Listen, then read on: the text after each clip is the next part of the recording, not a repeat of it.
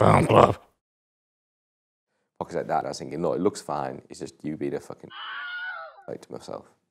Thank you very much for joining us for one more round, and welcome back to. we can censor it if you want. Over the world. Thank you very much for joining us, and welcome back to Film Club episode 17. I'm one of your hosts, Andy Harrison, and to my right, the illustrious. Oh, I was going for like a dramatic pause, and then I was going to introduce you. All right, now then, I'm the illustrious Andy Donaldson. Nicely answered. Every single week in Film Club, we invite you guys along to watch a film with us. This week, we have been watching Spike Jonze. I can't be bothered.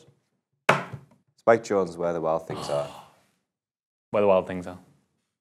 So, give us your summary. Give us the plot synopsis of Where the Wild Things Are. There's a kid, a young kid. He's living in a family. He's like running around. It's the first scene is him running after his dog, going chasing the dog. Was that the Wilhelm scream? No, that's It's he's attacking his dog, and he's just like being a kid. Then his sister does something. He's trying to play with his sister. She's having none of it. She's a cool teenager.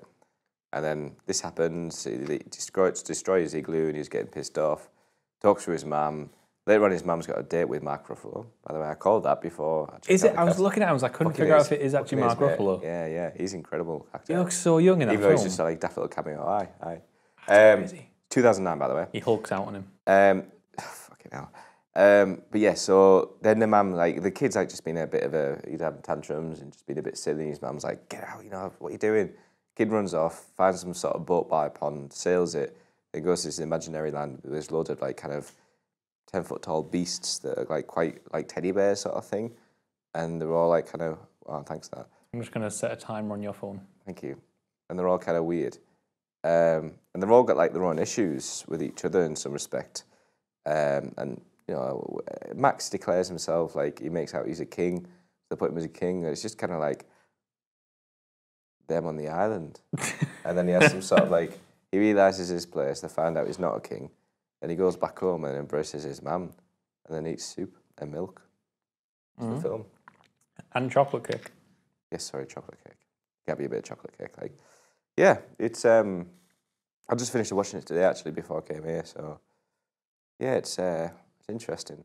But I kind of wish you didn't tell me, if you don't mind saying, that you weren't a huge fan of it before I watched it, because it kind of. I went in with a bit of, why is he not a fan? So I started like, maybe I drew more on the negativity of it, and then I remember halfway through, and I was thinking, fuck off. I was thinking to myself, fuck off. What are you doing?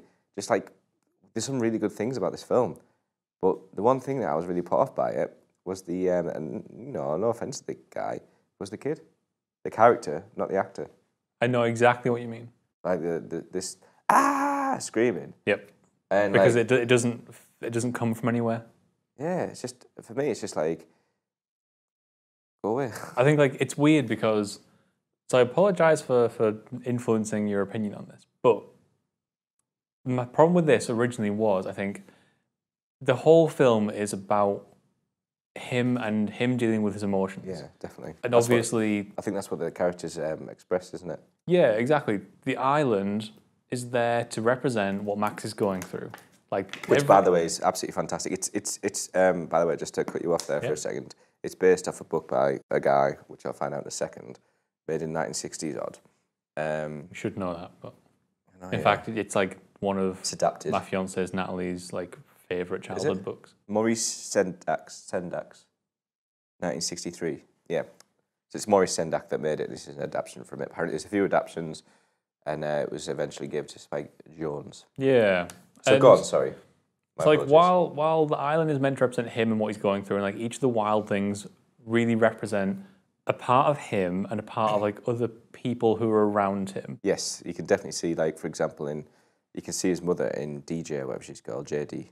So while the film's about him dealing with those emotions and those feelings and those issues, you're right, when he does the crazy stuff, it doesn't seem to come from anywhere other than he's a kid. Well, I think that's just like, I think if anything, that's just, the fact he's a kid. So I had to make myself look past that and look past because to me it's just like annoying. But at the same time, you can't deny Max, the guy who does it, Max Records, for his acting ability. You might think it's just he's took a lot of himself. He might Totally. have done that, but The kid, I mean, the kid's great. Like in terms of how he holds the film. I feel bad saying that the character of the kid fucking annoyed me watching it. Not massively, just it was a bit like God's sake sort of thing. But then there was this really amazing bit where you'd have those kind of sad bits and you'd hide behind something else and thinking, holy hell, this is Guard's class. Yeah. Like I think this is one of my favorite openings to any film, maybe. Really, it's because it's so like it's got this weird sort of realism to it, where it's Max trying to play on his own. It's shot just like beautifully. Yeah, it's actually really this. It's all this like it's all this gentle hand holding of the camera. Yes, yeah. Especially when you're peeking really, behind stuff, sort of like as Max does. Yeah, yeah, and I love that sort of stuff. That's totally up my alley, and it's so like it deals with him and where he's in his family and his weird family life without saying anything about it. We all know his dad's gone even before Mark Ruffalo turns up, but no one kind of discusses it directly. And then the stuff where like he's playing around, he's sad that he's on his own. He has the bit with the igloo.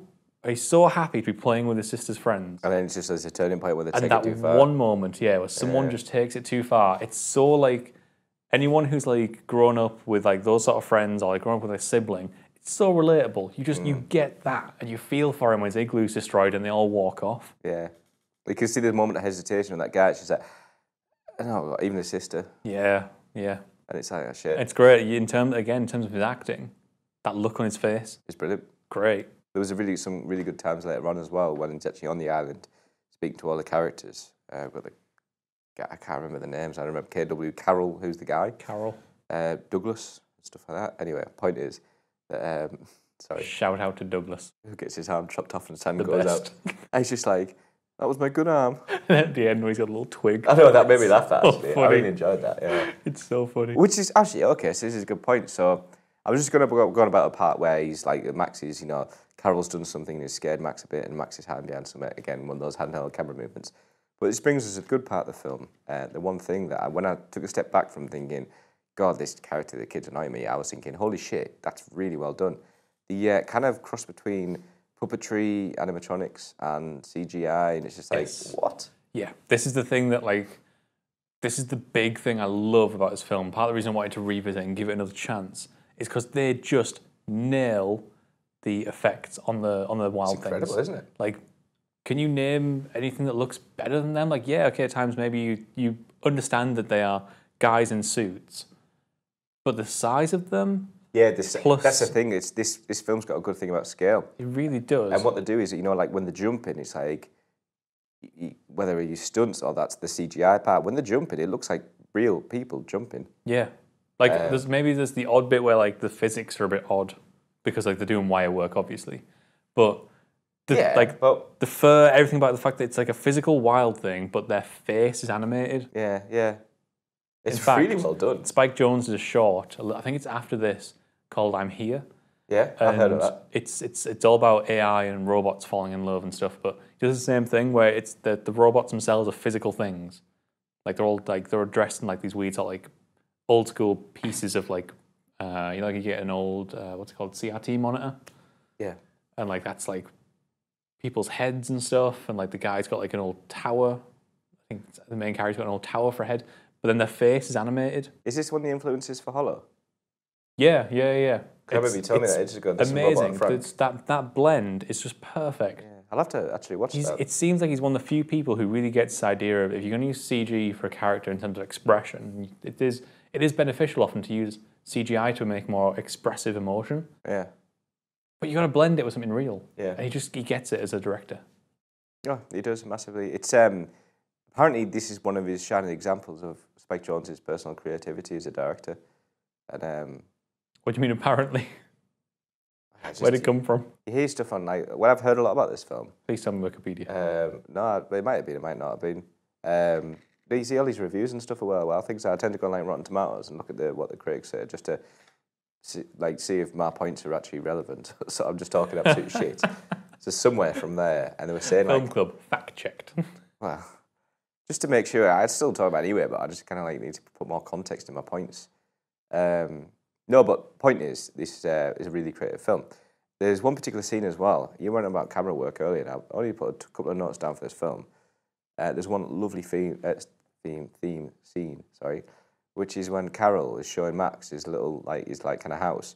And he's got that lovely kind of town that he's made for the island, how it's going to be. Yes. And you know where the boat's going through and you've got the characters. Yeah. And the way that's shot, yeah. that's almost like it's trying to shoot on an actual lake and the actual characters, and yet it's just doing a miniaturized model. And so it's, I was just like, fuck, that's great. Really well. All that macro stuff they're doing, especially when he sticks his head up through the middle and you first get to see it through his eyes. Yeah. And the water starts to run down and stuff. It's great. That's mad. Is that what it is, macro? When it's yeah, when it's those tiny things, but it's macro. There you go. Macro photography. Great macro photography. But it's the little details. I mean, that was only in the film, about that 2-minute scene, then there was a tiny 30-second at the end. And yet the fact that they put that much detail on that little scene is great. It is. And I think that's the best thing about this film is probably the production value. The production value, the production design is what I meant. Yeah. Like I said, the wild things, where they are, the, what was it they call it, the fort that they built. Yeah, that was really cool, wasn't it? Great, that little thing that Carol has, where it's a little miniature village. All of it's so wonderful. Do you reckon they made the town? What, the... Oh, no, not a huge thing. Ah, do you reckon that was CGI? I think they built a base of it, yeah. then the rest of it's CGI. All right, okay. Okay, fair enough. Because I think it's huge. It is. It's quite... It actually looks really cool as well. You're going to go and do a butt. I was about to do a but. And it's the storytelling. This, I think, this is the same thing that came out last time, and it's the same thing that came out this time. I think of Spike Jonze's films, this is the weakest in telling a story, a cohesive story. And I was going over this last night. I was actually talking to Natalie, and it hit me that at the end, sorry, I'm we're skipping right to the end now, but right at the end when he's on the boat and he's leaving, it kind of dawned on me. So him being there is him dealing with those emotions. He's had this discussion with KW and he's figured it out. It's in that discussion where he goes, I'm going to go home now. It's because he's figured out how to deal with his home life, and he's figured out how he's going to start dealing with his anger, because he starts understanding why Carol's angry. He starts seeing himself in all these wild things. So he gets to go off and have his happy ending. But he leaves all the wild things without their problems resolved. Carol is still going to be angry. Those two owls whose names I can't remember. You know what, they were voiced, I did get this from Wiki, they were voiced by, I just look at the characters and did that. Both of them were voiced by Spike Jonze. Oh, that's really funny. I know. Oh, what they're doing. No. Both of those are still going to be around. Yeah. Alexander's still going to get picked on. Douglas still has an arm missing. He's got a twig. He's genuinely abandoning them, and they don't get a resolution. And that's also not played on. It's not like they're making a point of, oh, these guys don't get a resolution. They just drop it. Yeah. And that's kind of rubbish. When I watch this film, for the majority of it throughout, I get he's dealing with emotions. And for during the first course of the film, maybe even the first couple of thirds, I was thinking this was a really good representation. Not that I've ever experienced it, I know anyone has experienced it, just from what I've read and heard. This is a good representation of someone living with bipolar disorder. Because the intense sadness and then the kind of almost anger, or frustration, I should say, is a better word to use. But then it's not really, I wouldn't say. When you go to the end, you see there's all these different emotions come in. And the more I thought about it, the more I was thinking, we're dealing with, how old am I actually? 8, 10? Yeah, yeah. So I can't remember what I thought at that age, but I imagine there was a shitload of emotions going around.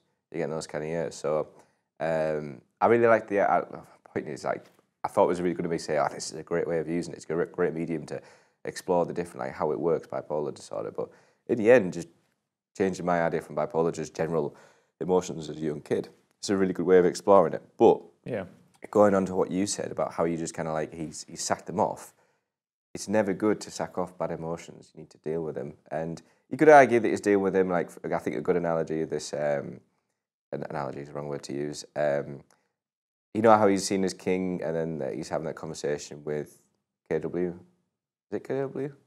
It is, isn't it? I don't know. The female Carol.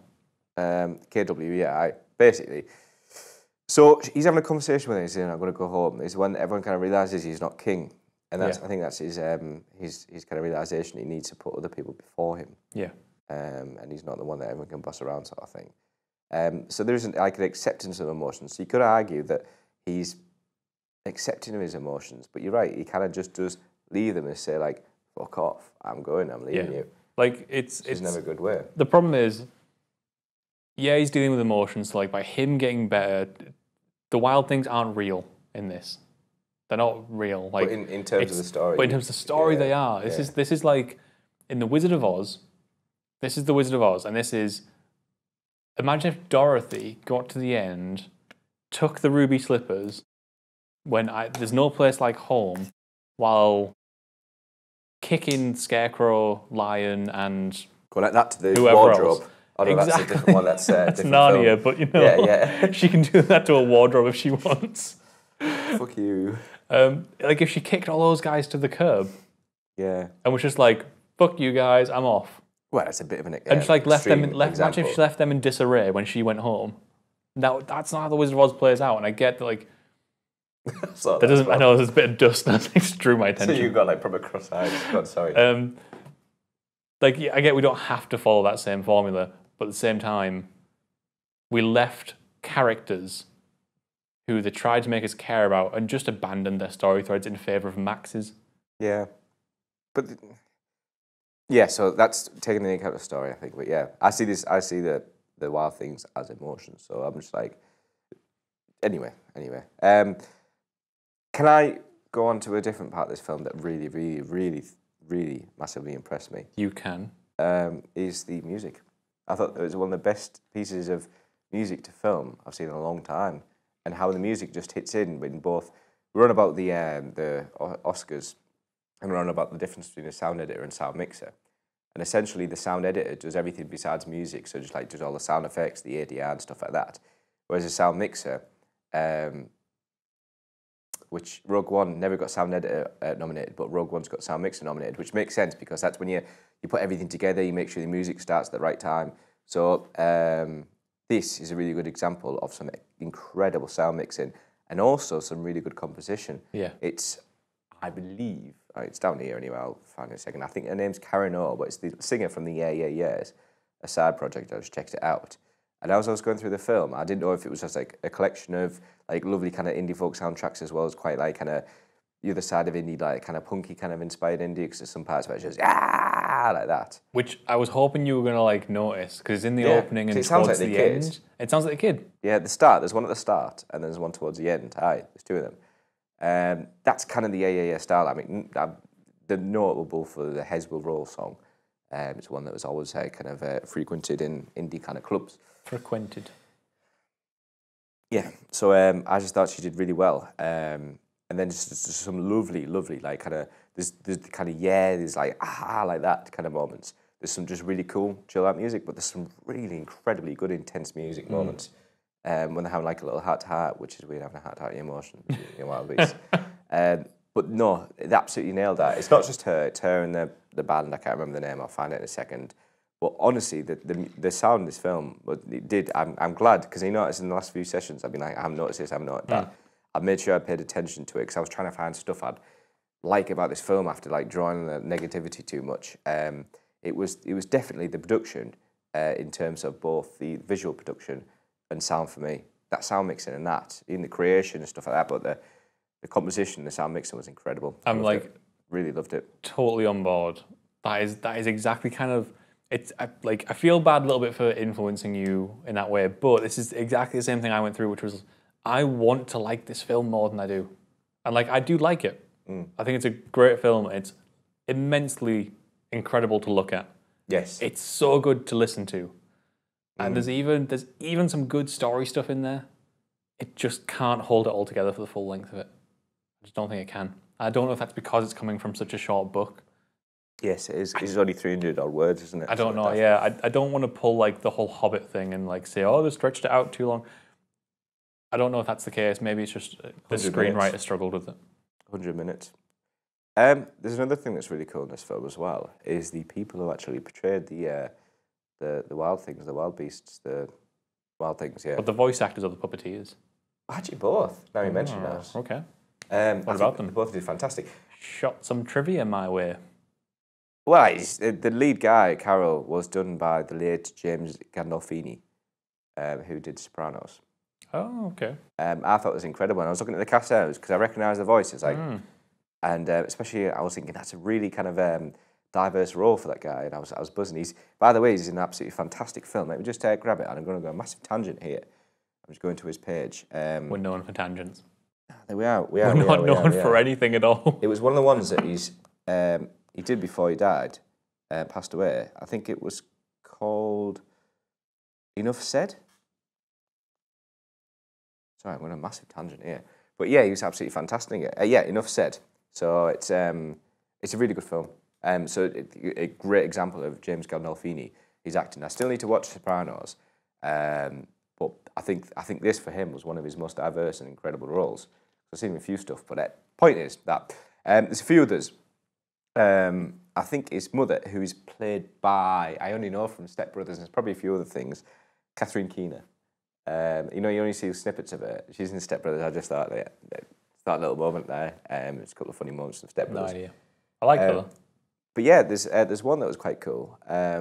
Forrest Whitaker was in it, and I was thinking it's quite a big name to be in a film like this. Yeah. Who's he? He's the guy with the big nose that likes to do holes. Oh shit! Yeah, Ira. Yeah, and Paul Dano is the one that always gets ignored, Alexander.